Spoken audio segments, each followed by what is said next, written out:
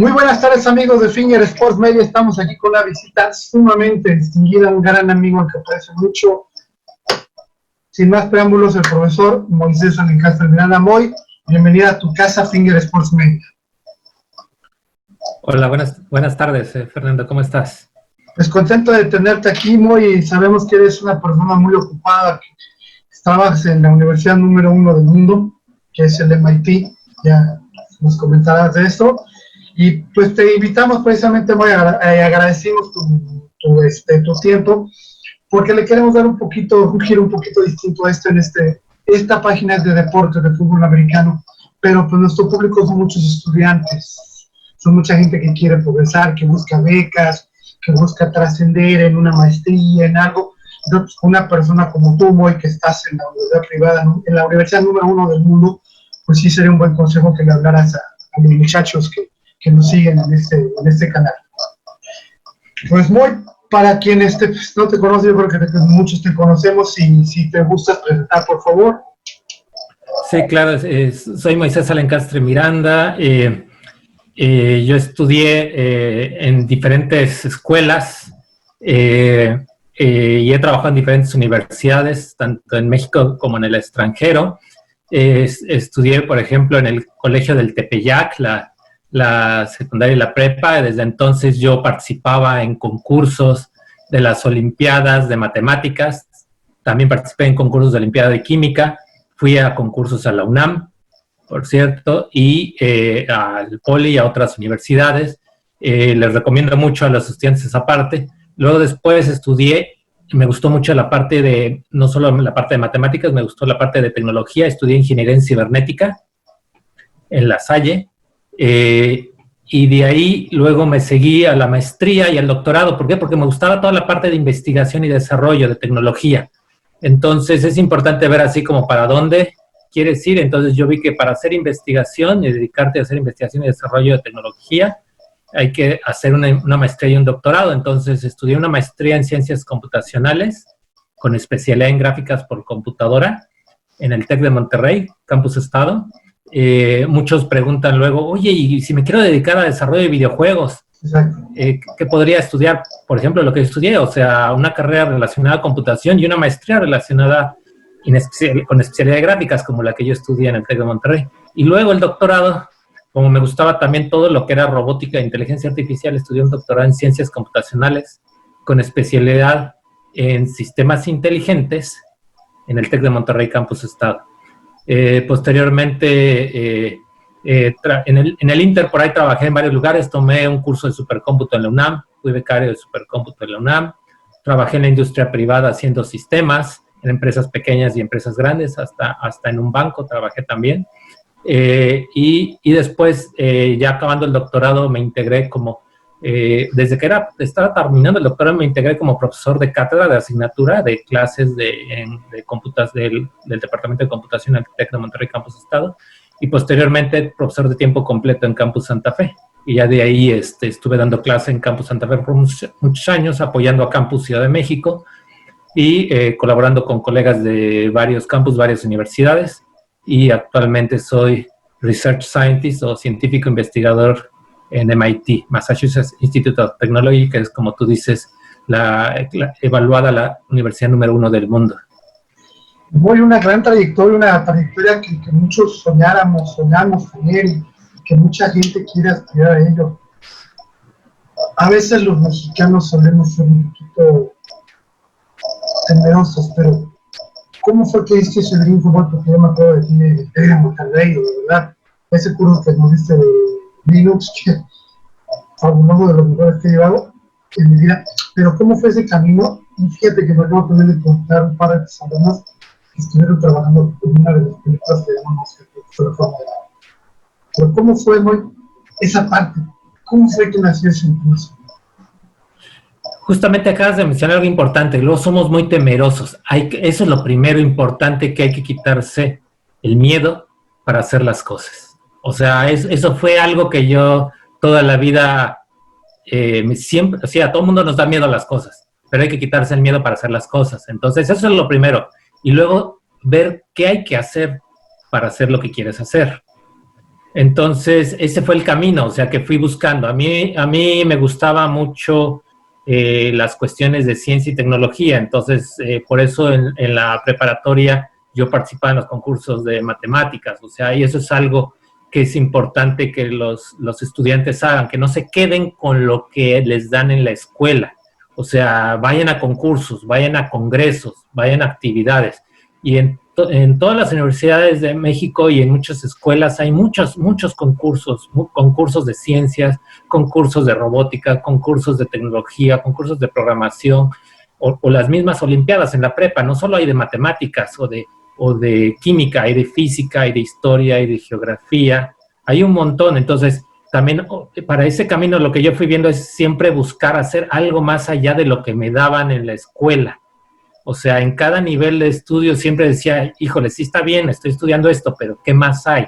Entonces yo buscaba los concursos, iba a los concursos. Pues hay un concurso que me invitaban en la UNAM, pues voy a la UNAM. Hay un concurso en el ITAM, iba yo al ITAM. Hay un concurso de matemáticas en el Poli, pues voy al Poli. Hay un concurso de programación en Querétaro de robots, pues ahí voy a Querétaro, a la Universidad Autónoma de Querétaro, y ahí voy al concurso de robots, ¿no? Que hay un congreso de computación, porque a mí me gustaba mucho toda esa parte de tecnología y computación y me dediqué a estudiar eso en centro de convenciones en la Ciudad de México. Pues ahí va para allá, ¿no? Y así, o sea, entonces fue ir buscando el camino de cómo hacerle para tener como la experiencia, conocer más, y poco a poco, o sea, fue justamente, por ejemplo, que fui, cuando trabajé en la UNAM, trabajé de becario en el Laboratorio de Supercómputo y Visualización de la UNAM.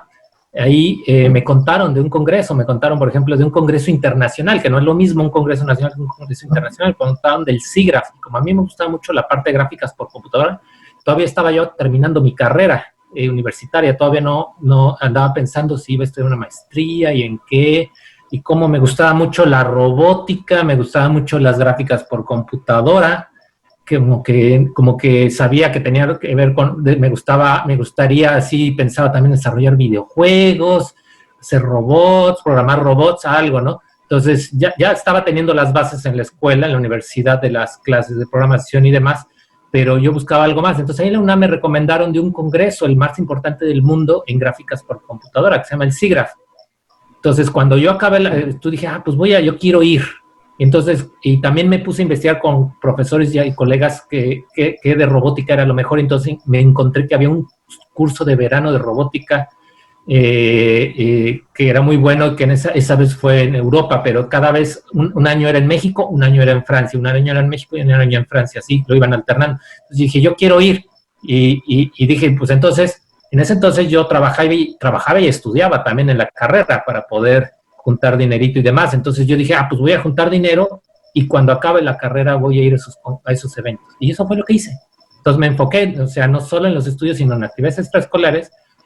Busqué juntar dinero y entonces cuando acabé la carrera, pues pagué mi entrada a mi congreso a Estados Unidos, fue en Nueva Orleans esa vez el SIGGRAPH, y fui al curso de verano de robótica en Francia.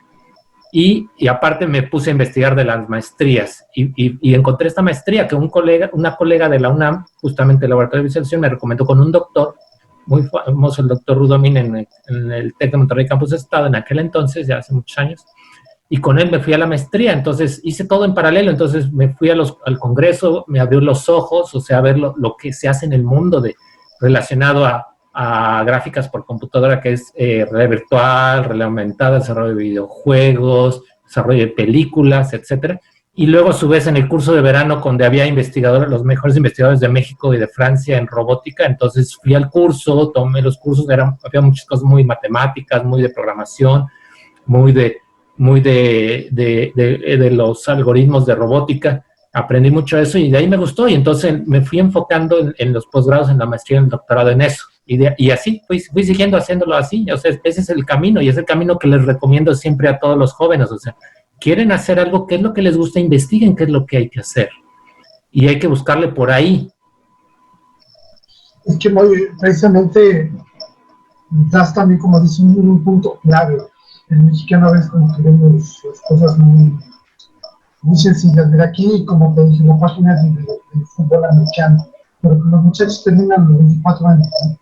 algunos se quedan en el deporte, algunos otros continúan estudios y otros se quedan porque pues, no encuentran una área de desarrollo, por eso pedimos un consejo. Ya nos hablabas de esta parte. ¿Cómo ves tú al estudiante mexicano personalmente? Fíjate, yo di clases durante 10 años en diferentes universidades, en diferentes campus, y era muy variado, había estudiantes muy dedicados, otros que eran más prácticos, otros que eran más teóricos, otros que les gustaba preguntar mucho, otros que eran muy callados, o sea, había mucha variedad de estudiantes, pero algo que sí es importante cuando veía yo, daba las clases a los estudiantes, y es que muchos estudiantes, no todos, pero muchos estudiantes esperan que el profesor les dé todo. Y no debe de ser así necesariamente. O sea, siempre tienen que hacer ellos de su parte. Y es cuando veo que en otros lados, en otras universidades, en otros lados, luego las cosas son diferentes. Entonces, el alumno hace más que lo que se le da al maestro. Entonces, también eso es parte de la formación. Entonces, el alumno también tiene que ofrecer más y buscar, por eso les digo, actividades extra. Pero, por ejemplo, cuando yo daba las clases, también trataba de que fueran muy variadas, que no solo fuera el tema que estaba viendo, sino que también leyeran, los dejaba investigar lo último que había en esa área del tema que estuviéramos viendo, ¿no? Entonces, los alumnos tenían que estudiar, buscar artículos de investigación de la última área de tecnología de ese tema que estábamos tratando y ellos exponerlo. Entonces, eso les abre la vista. Como que sentía yo que muchos estudiantes me decían, oye, Moy, es que tú eres de los pocos profesores contados con una mano que nos piden algo así. Todos los demás profesores son diferentes. Pues a lo mejor eso es lo que falta más, ¿no? Que los estudiantes busquen o le pidan a los profesores que les pidan que los estudiantes hagan más cosas que los que se les pide.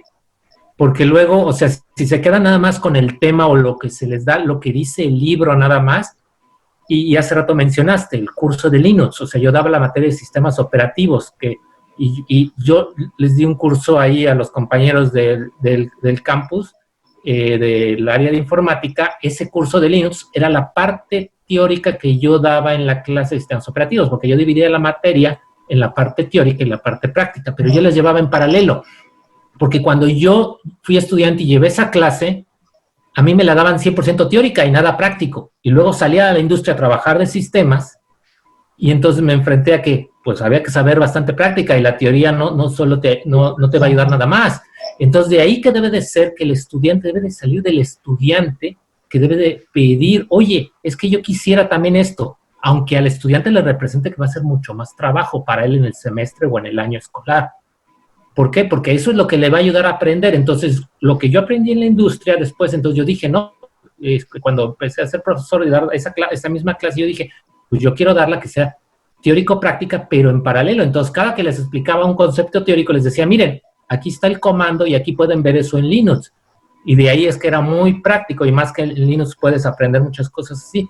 Entonces, ahorita Linux es el sistema operativo que es free, open source y es abierto, y puedes aprender muchas cosas ahí, cosas que también otros sistemas operativos, pero tiene como más apertura a esa parte, y hay mucho software, y la gente que está interesada en tecnología, hay mucho software que es open source, o incluso el hardware, también hay open hardware, que deberían de empezarse a meter en esa parte y acercarse a los profesores. Eso también falta mucho. Yo me acercaba mucho a los profesores, no solo en la clase, o sea, en la clase cuando tenía una duda de lo que estaban explicando, preguntaba. Acabando la clase me acercaba y le preguntaba, oye, profesor, es que tengo esta otra duda de esta otra cosa relacionada a la materia, o a lo mejor no tan relacionada, pero relacionada a mi carrera. ¿Con quién me podría recomendar esto? Y entonces yo, pues me decían, pues con el profesor tal. Entonces yo iba, buscaba a ese otro profesor y buscaba. Eso es lo que falta más en los estudiantes. O sea, si el estudiante busca de lo que le interesa, por dónde hacer y tener el conocimiento y aprender más, pues pues van a mejorar bastante, ¿no? Y van a poder llegar más lejos. Y siempre yo les recomiendo a los alumnos, siempre vean más allá de lo que, o sea, si ustedes se visualizan, yo quiero dedicarme a esto cuando acabe mi carrera o mis estudios, pues empiecen a investigar ya desde ahorita qué se necesita para eso. O sea, y vayan viendo. Y algo que es bien importante es siempre pensar en especial ahora en México, o sea, cada vez está más competitivo el trabajo en todos lados. Hay que pensar siempre en que a la larga hay que estudiar una maestría, al menos una maestría, del área que quieran. O sea, no solo quedarse con la carrera. O sea, y tampoco es que sea necesario que se la avienten seguido, ¿eh? Porque luego muchos me preguntan, no, oye, profesor, ¿y crees que debería acabando la carrera estudiar la maestría? No, también es importante tener experiencia, trabajar, juntar tu dinero, tener experiencia en industria, en empresas, aquí y allá, y después de un par de años, 2, 3 añitos, ya meterte a tu maestría, pero siempre no dejar de pensar en que es importante porque a la larga te va a ayudar eso en tu vida profesional. Sí. Fíjate, Mol, que en esto a mí me da mucho gusto platicar contigo, porque yo me acuerdo de eso, de este tiempo que estuvimos ocupando el Campus Santa Fe, ver los alumnos cómo se acercaban, y nosotros entre nosotros platicábamos que había una gran diferencia con todo respeto a los demás compañeros, y que tú parecías rockstar, que todo el mundo estaba contigo, el doctor Ramón Tenorio, que era un programa de psicosis de televisión, tantas claras, y tan grande fue tu éxito, que nos enteramos que tuviste 2 alumnos que trabajaron en una película que ganó un Oscar. O sea, qué gran triunfo. O sea, de verdad, yo cuando estaba viendo esa premiación de los Oscars, me dio un gran orgullo a mí. Si a mí, como tu amigo, me dio orgullo, pues yo no me imagino a ti. ¿Qué sentiste en este momento que te enteraste? Sí, tuve miles de alumnos, digo, no sé cuántos habré tenido en 10 años, pero más de 1,500 alumnos seguro, de muchas carreras diferentes, y de carrera, maestría, doctorado. Y pues hay muchos buenos exalumnos que están en diferentes lugares en México y en el mundo haciendo muchas cosas, ¿no? Y siempre hay los muy exitosos, ¿no? Entonces, da mucho gusto que luego que se te acerquen los exalumnos y te digan, oye, profe, es que, mira, logré esto, y es que cuando me diste la clase tal, o me dijiste esto que podía ayudar y servir para mi profesión, y yo me dediqué a buscar esto, ¿no? Y entonces así me acuerdo, hubo una exalumna que se acercó a buscarme, yo todavía no le había dado clases, se acercó a buscarme porque preguntó a su director de carrera, era una ingeniera en mecatrónica, le preguntó al director de carrera, oye, es que quiero dedicarme a hacer cosas de gráficas, quiero dedicarme a cosas de animación, como que algo relacionado a eso, y entonces le dijo, ve a hablar con Moy, y entonces ya fue conmigo, y entonces yo le dije, sí, te recomiendo que anotes estas materias que yo doy, y yo daba la clase de desarrollo de videojuegos y la clase de gráficas por computadora. Se anotó a las 2, así como le dije, se anotó. Entonces, o sea, incluso es eso, o sea, de ir y preguntar qué materias debería de llevar, ¿no? Entonces, ella quería algo de eso, no sabía qué, pero quería, entonces fue y las llevó. A lo mejor no le gustó tanto lo de desarrollo de videojuegos por lo gráficas, pero ya como que tenía la idea, y de ahí después ella siguió y se fue a una maestría justamente donde hizo cosas de medios interactivos. Y de ahí estuvo buscando hasta que encontró un estudio donde trabajó haciendo efectos especiales para series, y después tuvo la oportunidad de hacer efectos especiales para películas.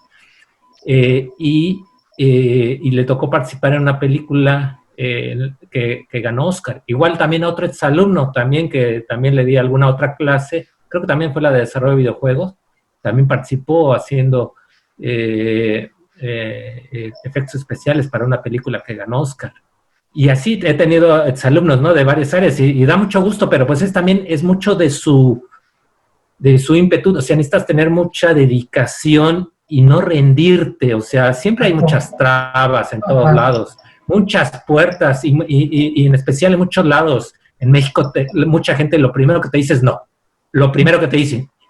Y luego, pero entonces tienes que buscar cómo el sí, y empezar a buscar cómo sí se puede de la forma correcta, cómo de veras sí se puede algo cuál es el camino a seguir. Entonces tienes que buscarle. Entonces, la gente que le dedique tiene ese ímpetu de seguir, y de aunque haya trabas, no haya problemas, haya miedo, quitarse todo eso y seguirle, y le van buscando, ¿no? Y en este tema, sabemos que pues es una infinidad de carreras y de perfiles que hay en el mexicano y en el mundo entero. Perú, desde tu experiencia trabajando aquí en México, trabajando ahora en el MIT, probablemente se escucha burda la pregunta, pero ¿para qué somos buenos los mexicanos? ¿Cuál es la carrera que tú como gran profesor ves que somos mejores? Híjole, es que hay muchas carreras. Yo te podría hablar desde el lado de ingeniería, que es lo que yo siempre he estado, el lado de ingeniería y ciencias, o sea, de ciencias exactas más, porque la parte de, digo, hay muchas otras áreas de sociales, de negocios, hay muchas carreras, ¿no? De esa área y hay gente muy buena también en eso, en humanidades y demás, y carreras de área biológicas, químicas. Pero en el área que yo he trabajado en mi profesión, que es todo lo del área de ingeniería y ciencias, yo veo que hay muchos mexicanos muy buenos en muchos lados, en México y en el extranjero, muy buenos en muchas áreas. Entonces, simplemente saber qué es lo que te quieres dedicar. Por ejemplo, el ejemplo de videojuegos es algo, y el de robots es algo que puede ayudar a decidir qué carrera quieres. Por ejemplo, si tú dices, yo quiero dedicarme a algo del desarrollo de videojuegos, quiero participar en el desarrollo de videojuegos, ok.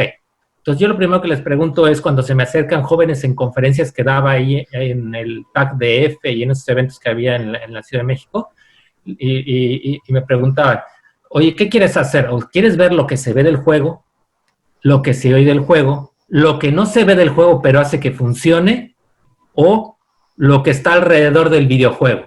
Entonces ya depende de eso es que vas a estudiar. Entonces le decía, ok, ¿quieres hacer lo que se ve en el videojuego? Ok, entonces hay de varias opciones. Tienes que estudiar diseño gráfico para hacer las imágenes, los gráficos del videojuego. Quieres hacer pero esas son las imágenes 2D. El diseño gráfico es para dedicarte a la parte 2D. Ah, ¿quieres hacer el 3D porque te encantan los juegos 3D? ¿Quieres hacer los modelos de los personajes y de los vehículos y de los ambientes y las armas y para las batallas y en los videojuegos? Ah, pues entonces tienes que estudiar una carrera como la licenciada en animación y arte digital, porque es donde vas a aprender lo necesario para hacer los modelos 3D y hacer las animaciones de los personajes. ¿Quieres hacer lo que se escucha en los videojuegos? Ah, pues entonces tienes que estudiar ingeniería en audio, o tienes que estudiar ingeniería en producción musical digital, o algo por el estilo. Te gusta hacer el audio, te gusta hacer el audio que está detrás de los videojuegos. Ah, pues entonces es lo que tienes que estudiar. ¿Qué más?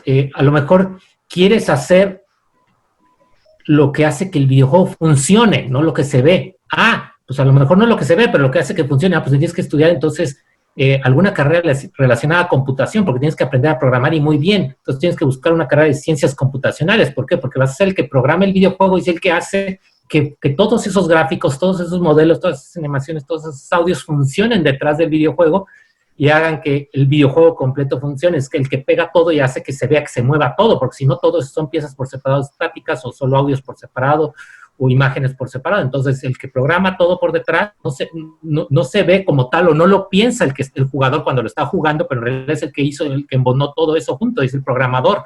Entonces, ¿qué estudian los programadores? Pues normalmente estudian ingeniería de sistemas computacionales o mejor aún, alguna carrera relacionada a ciencias computacionales. De ahí voy a hacer una nota importante, porque muchos me preguntan, oye, ¿qué debería estudiar cuando es una carrera relacionada a computación? Y es que en México hay muchas carreras en muchas universidades en el país que son de sistemas computacionales y otras muy pocas, que son de ciencias computacionales. Si tú te quieres dedicar a ser, si eres un estudiante que dices a futuro, yo me veo trabajando en un banco, como alguna vez trabajé yo dije que trabajé en la industria de sistemas, trabajé en un banco, trabajé en empresas de servicios, trabajé en empresas pequeñas, haciendo sistemas. ¿Quieres hacer bases de datos? ¿Quieres hacer redes? ¿Quieres hacer sistemas tradicionales de nómina, de recursos humanos? Estudias ingeniería en sistemas computacionales, una escuela, una universidad donde encuentres una carrera que sea que diga en el título y que las materias sean de sistemas computacionales, que tengan estas palabras que acabo de decir, bases de datos, sistemas de información, redes, etc. Pero si tú quieres hacer programación de cosas que no son muy comunes en México, en especial videojuegos, robots, inteligencia artificial, eso no es sistemas computacionales. Hay una mala concepción en México, eso se le llama ciencias computacionales. Entonces, por ejemplo, en la UNAM están las dos carreras, está la de ingeniería de sistemas computacionales en ingeniería y aparte está la de ciencias computacionales que está en la Facultad de Ciencias. Entonces, no todas las universidades tienen la carrera de ciencias de computación y hay algunas universidades que hacen una mezcla de las dos. Por ejemplo, en el TEC, la carrera de ingeniería de tecnologías computacionales es una mezcla de las dos, del ingeniero en sistemas y digamos, la carrera de ciencias computacionales. Entonces, depende de lo que quieras, lo que tienes que dedicarte. Entonces, si quieres hacer lo que no se ve del juego, pero acá que funciona, pues es que estudian al menos sistemas computacionales, pero de preferencia una carrera relacionada a ciencias computacionales, que es lo mejor en ese momento. Pero, por ejemplo, también alguien más puede decir, oye, yo quiero estudiar, yo quiero definir la jugabilidad o la mecánica de los videojuegos. O sea, no quiero desarrollarlo, pero quiero definir cómo va a ser el videojuego, cómo se va a ver, cómo va a funcionar, pero no quiero hacerlo tal cual. Ah, pues para eso a lo mejor tienes que estudiar a lo mejor algo de comunicación o una carrera nada que ver, o sea, pero no es una carrera ya no del área de ingeniería o de ciencias, o sea, ahí tendrías que preguntarle a alguien más bien, o a una carrera más bien artística, como para que pienses cómo va a ser el juego, cómo va a ser la jugabilidad. Quizá una carrera como la misma de animación y arte digital te pueda servir para que defines la jugabilidad del videojuego. O puede que me he conocido gente en la industria de desarrollo de videojuegos en México que se dedica a lo que hay alrededor del juego. ¿Qué tal si tú dices, no, es que yo no quiero estudiar ingeniería por alguna razón, ¿no? O alguna carrera relacionada a tecnología, pero me gustan los videojuegos, quiero dedicarme a esa industria. Ah, pues a lo mejor sí también. Comunicación es una buena carrera que puedes estudiar porque puedes ser el que promueva los videojuegos, puedes ser a lo mejor...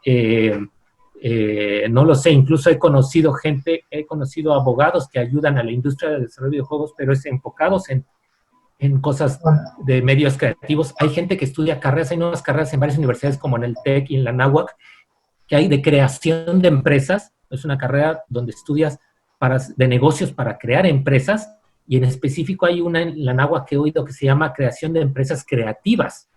Entonces quieres ser el que pone a lo mejor la empresa, pero no solamente el que desarrolla los juegos, pero quieres estar Entonces, fíjate cómo a partir de algo que quieres puede haber muchas cosas. También, por ejemplo, cuando se me acercaban los alumnos a preguntarme, oye, es que quiero hacer robótica, les preguntaba también, luego me iban a buscar chavos de prepa o de secundarias incluso, me llegaron a buscar papás que me llevaron chavos de secundaria ahí al campus, y me preguntaban, oye, es que mi hijo quiere hacer robótica, ¿qué debería estudiar? Y le dije, ¿qué quieres hacer? Lo primero que le preguntaba al chavo, ¿qué quieres hacer? ¿Quieres armar el robot? Ok, tienes que estudiar ingeniería mecánica o ingeniería mecatrónica. En especial ingeniería mecánica. ¿Quieres el chasis, la forma, toda la mecánica, los motores? ¿Quieres hacer los circuitos?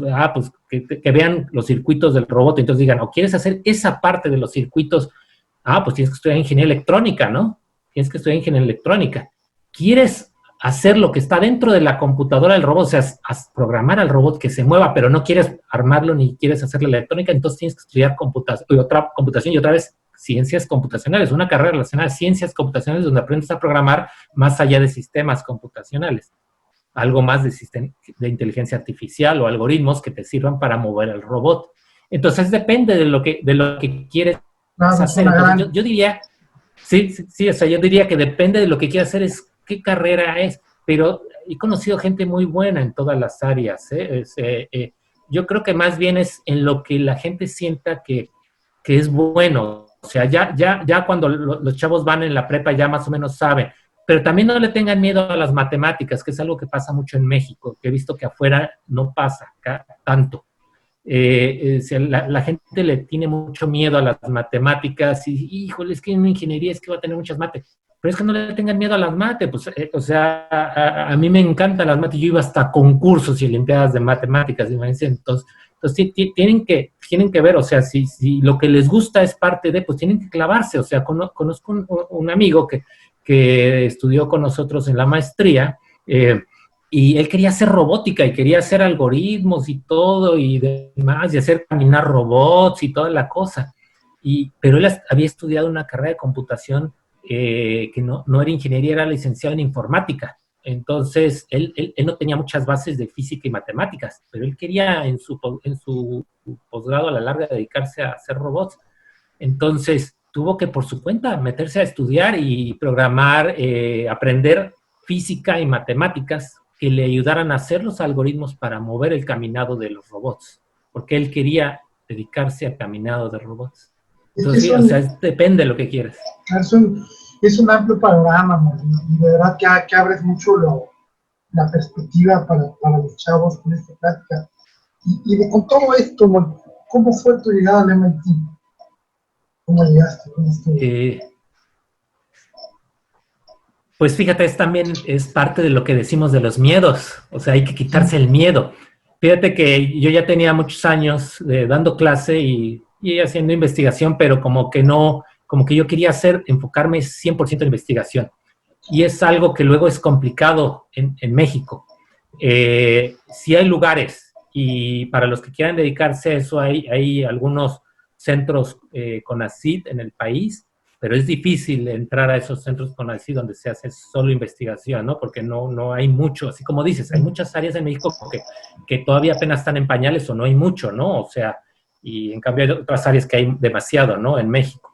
Entonces, una de las áreas donde hay poco es justamente la investigación, el área de investigación en tecnología, ¿no? Entonces yo decía, híjole, yo quiero dedicarme a esto. Entonces igual fue empezar a preguntar y ver. Entonces empecé a aplicar a ciertos lugares ahí en centros en México, con así, pero no conseguí la chamba y que quería yo. Y entonces empecé a ver para afuera también y dije, pues también afuera hay opciones, ¿no? Entonces empecé a buscar las opciones, empecé a aplicar a los trabajos y de repente un amigo, empecé a tener entrevistas y un amigo de repente un día me dijo, oye, ¿por qué no aplicas? Un amigo justamente que se había venido a trabajar al MIT, que había sido nuestro director ahí en el campus Santa Fe, y me dijo, oye, ¿por qué no aplicas al MIT? Claro, él tenía una posición más, sí tenía que ver con la investigación, pero también él es director de una maestría aquí en MIT, y allá en México también, aunque hacía investigación, también tenía direcciones de ingeniería y demás. Entonces, yo la parte administrativa de ser director no me gustó tanto, sino ser solo investigador. Entonces me dijo, ¿y por qué no aplicas a MIT? Pues aquí se hace mucha investigación. Y sí, o sea, es la universidad número 1 del mundo porque pues, hace 100% todo se enfoca en investigación, todo gira alrededor de investigación. Entonces me puse a pensar, dije, pues sí, ¿verdad? Y me dijo, ¿sabes por qué mucha gente no se queda en MIT? Porque mucha gente no aplica, porque le da miedo aplicar a MIT. Entonces, si tú crees que eres bueno y tienes lo necesario, aplica a MIT. Y entonces eso hice. O sea, me lo dijo un día y una semana después apliqué y un mes después yo ya tenía la chamba de investigador en MIT. Claro, que no fue nada más que me lo dijera y aplicar, ¿verdad? Había que tener todo el background atrás de hacer años de los posgrados correspondientes en el área correspondiente, la experiencia correspondiente, la investigación, las publicaciones de artículos correspondientes, un montón de años de trabajo, ¿verdad? Pero a veces es eso, ¿no? Que te falta que alguien te diga, o que te dé la idea. Entonces, acérquense, o sea, los estudiantes cuando tengan dudas, o sea, todo el mundo tiene dudas, o sea, tienes una idea más o menos, pero no sabes exactamente cómo. Entonces, pregunten, acérquense. Si por aquí no se puede, pues por acá, con esta otra persona, pregunten. En sus universidades, en sus escuelas, en todos lados, siempre habrá alguien que les pueda dar una recomendación para que, y así poco a poco, y en la profesión igual, van buscándole por dónde. Yo recuerdo que nos tomó de sorpresa cuando anunciaste que te ibas, porque era como que meses antes te habíamos instalado una computadora en alguien que estábamos un montón en armar, y nosotros bien preocupados por entregarte la máquina, y todo en 5 segundos le echaste a andar. Y creo que a las 2 semanas se inundó el salón y se nos descompuso, ¿no? Fue una anécdota muy cómica, y la verdad, pues muy contento, muy agradecido de verte. También otras 2 pasiones tuyas, ¿no? Los videojuegos y el ajedrez. Sí, sí, fíjate que cuando daba pláticas de videojuegos, allá que me invitaban en México en varias universidades y di pláticas en muchas en el país y en el TAG de F, TAG CDMX, esos, les decía, o sea, yo he tenido el gusto de no solo jugar videojuegos, o sea, de muchos géneros, sino me tocó dar clase de desarrollo de videojuegos, tomar clase de desarrollo de videojuegos cuando era estudiante en la maestría. En mi época esas se daban en la maestría y ya después me tocó darlas en nivel profesional en la carrera. Trabajar haciendo videojuegos, trabajé en una empresa también en la industria haciendo videojuegos, no solo haciendo sistemas en la industria en México. Yo programaba videojuegos en una empresa. Me tocó también poner mi empresa y hacer videojuegos. Entonces, como que, y hacer reuniones y eventos, incluso así como tú haces ahorita tus pláticas, apoyar a hacer reuniones y eventos para promocionar el desarrollo de videojuegos en México. También hace ya muchos años, como entre por ahí de 2012, 2013. Entonces, eso fíjate que siempre ha sido una parte de que ha sido un gusto todo lo de videojuegos. Luego a veces no tengo el tiempo necesario para jugar. Luego, cuando eres estudiante es cuando más juegas. Sí, claro. Y hay veces que deberías de jugar un poco menos para poder dedicarle más a tus estudios y aprender más para tu profesión. Pero conforme pasa el tiempo, cada vez tienes menos tiempo para jugar, pero trato de jugar cuando puedo. Cada vez juego ya cada vez más juegos casuales. Es complicado luego dedicarte mucho a eso. Pero también el otro lado, mi otro hobby es el ajedrez. Y eso es algo que también le recomiendo mucho a los jóvenes. En especial los que quieren estudiar algo relacionado a áreas tecnológicas, alguna ingeniería o alguna ciencia, les recomiendo mucho, o alguna carrera que tenga algo lógico, que tenga que ver con la lógica, que jueguen ajedrez. A mí desde niño me gustó mucho el ajedrez y toda la vida lo he jugado, he ido a torneos y escucho torneos que transmiten ahora en línea, ahora por esto de la pandemia y demás, y participo y juego y estudio el ajedrez y te ayuda mucho en carreras de ingeniería y ciencia, porque tienes que pensar incluso muchas combinaciones, muchas opciones, qué es lo que debes de tener, jugar para tener una mejor posición, para ganar, para tener un mejor progreso en el juego y ganarle al contrario. Entonces te ayuda mucho a pensar y a mí me sirve bastante y les recomiendo mucho a los que estudian carreras de ingeniería de ciencias que lo jueguen,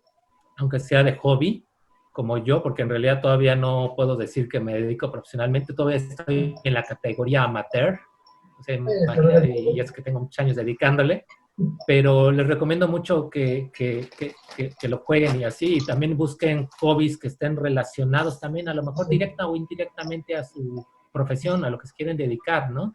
También. Porque por ahí hay un gallo del equipo de ajedrez de la UNAM, Cristóbal Romero, que se siente muy gallito para el ajedrez. A ver si ya nos conectamos y le das una repasada al buen Cristóbal Romero, Pues no que sé, sí, hay muchos niveles. y acaban de quedar campeones precisamente la UNAM Nacional de Ajedrez. Felicidades a los temas de ajedrez. Pero a ver si voy gallito, Cristóbal. Aquí Me están tocó jugar en algunos torneos en la Casa del Lago de la UNAM. Sí, también ahí me tocó jugar con algunos colegas de ahí, sí. Y sí, hay buenos ajedrecistas en varias universidades. Acá mismo yo juego en el club de ajedrez de MIT. Me ha tocado que vamos a jugar a Harvard. Me ha tocado, ahora no pude estas semanas últimas, pero jugaron organizaron por internet un torneo, que espero el siguiente poder participar, organizar un torneo que compite MIT contra Harvard, contra una universidad en Moscú, una en Michigan, Oxford y Cambridge. O sea, y no he podido participar porque tenía mucho trabajo, pero un día de estos voy a entrarle a esos concursos. Entonces, sí, hay gente muy buena en ajedrez en las universidades. Entonces, también aprovechen luego mucho, justamente, ahorita que tú tienes tu canal de deportes, o sea, hay muchos deportes, muchas actividades, no solo académicas o de investigación o relacionadas a tu profesión que puedes aprovechar en una universidad, en cualquier lado, sino también las cuestiones culturales, académicas culturales y deportivas, ¿no? Y de este tipo de cosas, ¿no? O sea, hay muchas universidades que tienen clubes de ajedrez, hay muchas universidades que tienen los deportes, tanto los ejercicios tradicionales de atletismo, como los de yoga, como los deportes ya, los equipos de conjunto, como el fútbol americano, que también soy fan de fútbol americano, y también llegué a tener estudiantes que eran del equipo de los campus del TEC, en varios campus me tocaron estudiantes que estudiaban y tenían ahí sus becas deportivas por ser parte de los equipos. Sí, pues una gran aporte, porque la educación es un complemento, la educación, el deporte, el desarrollo. Y en fin, pues Moy, muchísimas gracias por tu tiempo. La verdad, créeme que estamos muy contentos de haberte recibido. Esta es tu casa, Líderes por Media. Si alguien te quiere contactar, Moy, te quiere pedir un consejo, te quiere pedir una orientación, ¿dónde te puedo localizar? En redes sociales. Muchas gracias por la invitación, Fer, y por poderles compartir a todos los estudiantes que escuchan tu canal. Y pues fíjate que normalmente luego con esto de las redes sociales es difícil luego cuando no conoces a alguien, aceptar a alguien, pero normalmente lo que yo hago cuando doy pláticas en universidades y demás, o sea, cuando alguien se acerca que me invitan a dar una plática, le digo, contáctame en tal red social y dime, yo fui de los que escuché tal plática, tal lugar, tal día y soy tal que se acercó y te preguntó. En este caso, digo, aquí no lo estoy conociendo, pero si ellos me contactan a través de ti, Perfecto. estaría bastante bien. O hay Sí, veces hacemos el filtro. hay veces que es vía LinkedIn, les digo, a veces que es vía Facebook, que me escriban un mensaje y me pregunten. Y pues algo así, ¿no? O sea, nada más Sí, que perfecto. Vamos a hacer un tú filtro. me digas es tal persona, ¿no? Porque no, digo, normalmente el Sí, problema es que claro. cuando luego te escribe mucha gente que ni conoces, no sabes ni quién es ni qué es, pero cuando sí es alguien que me recomienda, alguien que yo conozco, luego les respondo sus dudas y lo que necesiten, ¿eh? O sea, si necesitan alguna orientación de algo, oye, si quisiera algo de esto, pues hay veces que, digo, yo no sé de todo, ¿verdad? Pero de lo que sé les puedo ayudar, ¿verdad? O sea, les puedo recomendar con quién ir, qué ver, qué hacer, qué buscar, ¿no? Porque va a ser mucho de ellos que le busquen, ¿no? Pero que se los oriente, ¿no? Perfecto. Incluso, pues, ¿qué te parece si vamos trabajando un pequeño torneito de ajedrez? Ahí, primero me gustaría ver a Cristóbal, a ver si está macho Cristóbal. Entonces, y ya estás, pues ya para el próximo año, porque pues ahorita ya vienen pues, unas actividades que ya estamos preparando, pues ya encerrados aquí en casa, para ver si Sí, más adelante voy a armamos un torneito de ajedrez, ¿no? sí, ¿Te sí, parece? sí, O sí, algo ahora. relacionado. Pues muy, muchísimas gracias, de verdad es un honor para nosotros tenerte aquí, de verdad es un orgullo para el país, lo puedo decir, no nada más contigo, porque pues son lectores, como decían ahí en este, son inspiradoras.